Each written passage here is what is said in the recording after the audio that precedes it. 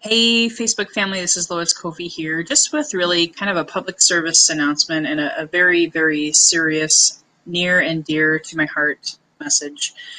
For those of you that don't know, I've been very, very passionate about the Suicide Awareness Month that is September.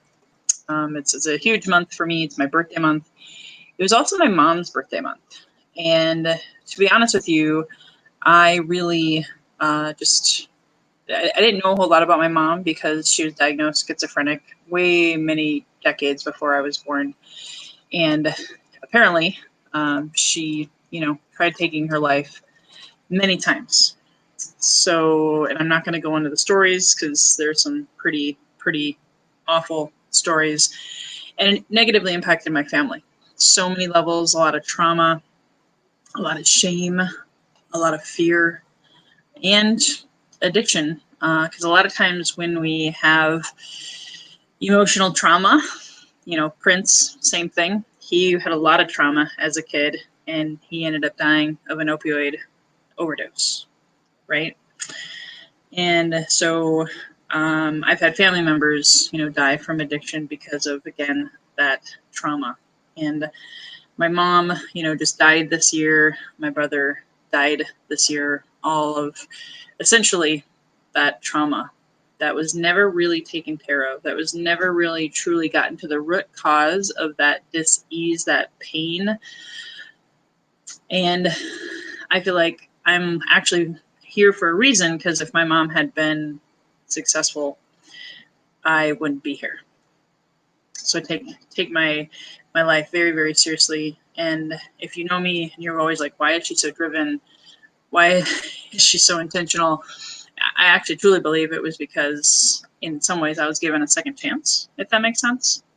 I just heard of another friend who had a suicide, and the first time they ever experienced it, and my heart went out to them. I, unfortunately, lucky to be here. My mom wasn't successful. I've had friends, starting at the age of 29. My first experience with suicide directly, closely happened, and all the way leading up to last December, I had a friend who died of suicide. And suicide is up this year because of what's happening. Depression, anxiety, it's all in the Google searches. Up 80% was the stat that I heard. I'm sorry I can't source that stat for you. But I just really want to share with you from my heart that there are so many ways that we can help. And I really want you to be able to share the links that I have in the show notes here. Share with people that you know and care about. Just reach out. When in doubt, reach out. There was a time where I was in a very dark place. And if I didn't have I called them my hotline of 5 friends, like the 5 friends that I only felt like I could trust and be vulnerable with back in the day when I was going through the deepest, darkest hours of my life, where I thought dying didn't really sound like a bad idea. And since then, I've also studied holistic remedies, Reiki, energy healing. If you're an empath, you also can take on other people's energies. I am that person.